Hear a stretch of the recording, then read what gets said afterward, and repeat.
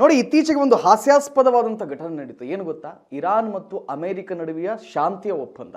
ಈ ಶಾಂತಿಯ ಒಪ್ಪಂದ ಯಾಕೆ ಹಾಸ್ಯಾಸ್ಪದ ಅಂತ ಕೇಳಿದ್ರೆ, ಇರಾನ್ ಅಲ್ಲಿ ಹೇಳುತ್ತೆ ಲೆಬನಾನ್ ಮೇಲೆ ಕೂಡ ದಾಳಿಯನ್ನ ಮಾಡಬಾರ್ದು ಅಂತ ಹೇಳಿ. ಆದ್ರೆ ಇಸ್ರೇಲ್ ಆ ಮಾತನ್ನ ಕೇಳೋದೇ ಇಲ್ಲ. ಹಾಗಾಗಿ ಇದೀಗ ಕದನ ವಿರಾಮವನ್ನ ಉಲ್ಲಂಘನೆ ಮಾಡಿದೆ ಅಮೆರಿಕ. ಹಾರ್ಮೋಸ್ ಜಲಸಂಧಿಯಲ್ಲಿ ಉದ್ವಿಗ್ನ ಪರಿಸ್ಥಿತಿ ನಿರ್ಮಾಣ ಆಗಿದೆ. ಜಲಸಂಧಿ ತೈಲ ದ್ವೀಪಗಳ ಮೇಲೆ ಅಮೆರಿಕ ದಾಳಿಯನ್ನು ನಡೆಸಿದೆ. Okay, interesting. ಕೇಶ್ಮ್ ದ್ವೀಪದಲ್ಲಿ ಭಾರೀ ಪ್ರಮಾಣದ ಸ್ಫೋಟವನ್ನ ಅಮೆರಿಕ ನಡೆಸಿದೆ. ಅಮೆರಿಕ ದಾಳಿಗೆ ತತ್ತರಿಸಿದೆ ಇರಾನ್ನ ಕೆಲ ನಗರಗಳು. ಕದನ ವಿರಾಮ ರದ್ದುಗೊಳಿಸುವುದಾಗಿ ಟ್ರಂಪ್ ಘೋಷಣೆಯನ್ನ ಮಾಡಿದ್ರು, ಆದ್ರೆ ಅದಾಗ್ಲಿಲ್ಲ. ದ ರೀಸನ್ ಏನಂತ ಹೇಳ್ತೀನಿ ಕೇಳಿ.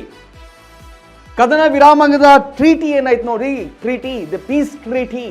ಆ ಟ್ರೀಟಿಯಲ್ಲಿ ಇರಾನ್ ಹೇಳುತ್ತೆ ನಮ್ಮ ಮೇಲೆ ದಾಳಿ ಮಾಡೋದು ಮಾತ್ರ ಅಲ್ಲ, ಲೆಬನಾನ್ ಮೇಲೆ ದಾಳಿಯನ್ನು ಕೂಡ ಯಾವುದೇ ಕಾರಣಕ್ಕೆ ಮಾಡಬಾರ್ದು ಅಂತ ಹೇಳುತ್ತೆ. ಅದಕ್ಕೆ ಅಮೆರಿಕ ಕೂಡ ಒಪ್ಕೊಳ್ಳುತ್ತೆ. ಆದ್ರೆ ನಾನು ನಿಮ್ಗೆ ಇಲ್ಲಿ ಪುನಃ ನೆನಪಿಸ್ತೀನಿ, ಯುದ್ಧ ಆರಂಭ ಆಗಿದ್ದು ಅಮೆರಿಕ ಮತ್ತು ಇಸ್ರೇಲ್ ನಡುವೆ ಅಲ್ಲ. ಯುದ್ಧ ಆರಂಭ ಆಗಿದ್ದು ಅಮೆರಿಕ ಮತ್ತು ಇರಾನ್ ನಡುವೆ ಅಲ್ಲ, ಸಾರಿ. ಯುದ್ಧ ಆರಂಭ ಆಗಿದ್ದು ಇರಾನ್ ಮತ್ತು ಇಸ್ರೇಲ್ನ ನಡುವೆ. ಇಸ್ರೇಲ್ ಯಾವುದೇ ಕಾರಣಕ್ಕೂ ಲೆಬನಾನ್ ಮೇಲೆ ದಾಳಿ ಮಾಡದೆ ಸುಮ್ಮನಿರೋದೇ ಇಲ್ಲ. ಕಾರಣ, ಲೆಬನಾನ್ ನಲ್ಲಿರುವಂತಹ ಹೂತೀಸ್ ಆಗಿರಬಹುದು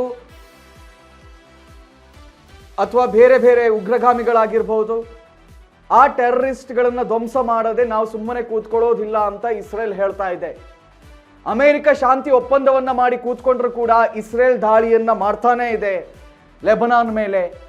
ಲೆಬನಾನ್ನಲ್ಲಿರುವಂತಹ ಹೂತೀಸ್ಗಳ ಮೇಲೆ ದಾಳಿಯನ್ನು ನಡೆಸ್ತಾನೆ ಇತ್ತು. ಸೊ ಹೀಗಾಗಿ ಇಸ್ರೇಲ್ ಯುದ್ಧವನ್ನು ನಿಲ್ಲಿಸದ ಹೊರತಾಗಿ ಅಮೆರಿಕ ನಿಲ್ಲಿಸೋಕೆ ಸಾಧ್ಯನೇ ಇಲ್ಲ. ಇಟ್ಸ್ ಬಿಕಾಸ್ ನಾವು ಈ ಹಿಂದಿನ ಹಿಸ್ಟ್ರಿಗಳನ್ನು ತೆಗೆದು ನೋಡಿದಾಗ ಪ್ರತಿ ಬಾರಿ ಎಲ್ಲಿ ಇಸ್ರೇಲ್ ಯುದ್ಧಕ್ಕೆ ಮುಂದಾಗಿದೆಯೋ ಅಮೆರಿಕ ಇಸ್ರೇಲ್ನ ಪಪೆಟ್ ರೀತಿಯಲ್ಲಿ ವರ್ತಿಸಿದೆ. ಸೊ ಅಮೆರಿಕ ಇದೀಗ ಮತ್ತೆ ದಾಳಿಯನ್ನ ಮಾಡ್ತಾ ಇದೆಯಂತೆ. ಆಬ್ವಿಯಸ್ಲಿ ಈ ಇರಾನ್ ಕೂಡ ಮೊನ್ನೆಯ ಸುಮಾರು ಒಂದು 20 ದಿನಗಳ ಹಿಂದೆ ಇಸ್ರೇಲ್ ಮೇಲೆ ದಾಳಿ ಮಾಡುವಂತ ಪ್ರಯತ್ನವನ್ನು ಕೂಡ ಮಾಡ್ತು. ಆ ಯುದ್ಧ ಅದೇ ರೀತಿಯಲ್ಲಿ ಮುಂದುವರಿತಾ ಇದೆ. ಇದೀಗ ಮತ್ತೆ ಪ್ರಪಂಚದಾದ್ಯಂತ ತೈಲ ಏನು ಒಂದು certain period of time Hormuz ಜಲಸಂಧಿಯನ್ನು ತೆರವುಗೊಳಿಸಲಾಯಿತು. ಅದು ಇನ್ನು ಮುಂದೆ ಸಾಧ್ಯ ಇಲ್ಲ, ಮತ್ತೆ ಅದು ಬಂದಾಗುತ್ತೆ. ಬಂದಾಗಿದೆ ಆಲ್ರೆಡಿ, ಸುಮಾರು ಒಂದು ವಾರದ ಹಿಂದೆನೆ ಅದು ಬಂದಾಗಿತ್ತು. ಯಾವುದೇ ಕಾರಣಕ್ಕೆ ನಾವು ಅದನ್ನ ತೆರೆಯಲ್ಲ ಅಂತ ಹೇಳಿ ಇರಾನ್ ಕೂಡ ಹೇಳಿತ್ತು. ಇದೀಗ ಅದು ಮತ್ತೊಮ್ಮೆ ಕನ್ಫರ್ಮ್ ಆಗಿದೆ. ಏನು ಸುಮಾರು 2 ವಾರದಿಂದ ಒಂದೇ ಒಂದು ಹಡಗು ಕೂಡ ಹಾರ್ಮೂಸ್ ಇಂದ ಹೊರಗೆ ಬರ್ತಾ ಇರಲಿಲ್ಲ. ಅದನ್ನ ಮತ್ತೆ ತೆರವುಗೊಳಿಸಬೇಕು ಅಂತ ಹೇಳಿ ಇದೀಗ ಅಮೆರಿಕ ಮತ್ತೆ ದಾಳಿಯನ್ನು ನಡೆಸಿದೆ. ಇಲ್ಲಿ ಬಹಳ ಹಾಸ್ಯಾಸ್ಪದ ಏನು ಅಂತ ಕೇಳಿದ್ರೆ, ಅಮೆರಿಕ ದಾಳಿ ಮಾಡಿದಂತಹ ಕಾರಣವೇ ಬೇರೆ.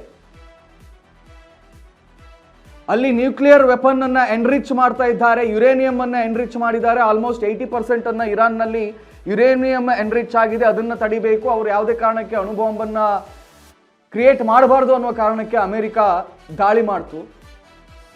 ಆದ್ರೆ ಈಗ ಈ ಇಸ್ರೇಲ್ ಮತ್ತು ಅಮೆರಿಕದ ದಾಳಿ ಏನಿದೆ ಅದು ಶಿಫ್ಟ್ ಆಗಿಬಿಟ್ಟಿದೆ. ಈ ಯುರೇನಿಯಂ ಎನ್ರಿಚ್ ಇಂದ ಡೈವರ್ಟ್ ಆಗಿ ಹಾರ್ಮೋಸ್ ಅನ್ನ ಸ್ಟ್ರೈಟ್ ಆಫ್ ಹಾರ್ಮೋಸ್ ಅನ್ನ ಓಪನ್ ಮಾಡಿಸೋದೇ ಇದರ ಮೇನ್ ಉದ್ದೇಶ ಆಗ್ಬಿಟ್ಟಿದೆ. ಇದ್ರ ಬದಲಿಗೆ ಸುಮ್ಮನೆ ಕೂತ್ಕೊಳ್ಬಹುದಿತ್ತು, ಯುದ್ಧವನ್ನೇ ಸ್ಟಾರ್ಟ್ ಮಾಡುವ ಅಗತ್ಯತೆ ಇರಲಿಲ್ಲ ಅಂತ ಹೇಳಿ. ಸೊ ಇಸ್ರೇಲ್ನ ನೇತನ್ಯಾಹು ಅವರ ಇತ್ತೀಚೆಗಷ್ಟೇ ಟ್ವೀಟ್ಗಳನ್ನು ಮಾಡಿದ್ರು, ಯಾವುದೇ ಕಾರಣಕ್ಕೆ ನಾವು ಸುಮ್ಮನಿರಲ್ಲ, ನಮ್ಮ ಮುಖ್ಯ ಉದ್ದೇಶ ಏನು, ಅವರು ನ್ಯೂಕ್ಲಿಯರ್ ವೆಪನ್ ಅನ್ನು ಸ್ಥಾಪನೆ ಮಾಡದೇ ಇರೋದೇ ನಮ್ಮ ಮುಖ್ಯ ಉದ್ದೇಶ, ಹಾಗಾಗಿ ನಾವು ಸುಮ್ಮನಿರಲ್ಲ ಅಂತ ನೇತನ್ಯಾಹು ಹೇಳ್ತಾ ಇದ್ರು. ಅದಕ್ಕೆ ಆಬ್ವಿಯಸ್ಲಿ ಟ್ರಂಪ್ ಸಾಥ್ ಕೊಡ್ತಾರೆ. ಯಾಕೆ ಕೊಡ್ತಾರೆ ಗೊತ್ತಾ? ಅಮೆರಿಕದ almost 50% of the business mans are Jews, ಯಹೂದಿಗಳು. ಅಲ್ಲಿ ಬಿಸ್ನೆಸ್ ಮಾಡ್ತಾ ಇರೋರೆಲ್ಲ ಯಹೂದಿಗಳ ಮಾತನ್ನ ಅಮೆರಿಕ ಕೇಳುತ್ತೆ, ಯಾವತ್ತಿಗೂ ಕೇಳುತ್ತೆ. ಸೊ ಇರಾನ್ ಒಂದು ಕಡೆ ಸೈಲೆಂಟ್ ಆಗ್ತಾ ಇಲ್ಲ, ಹಾಗಾಗಿ ಅಮೆರಿಕ ಇಸ್ರೇಲ್ಗೆ ಸಾಥ್ ಕೊಡ್ತಾ ಇದೆ.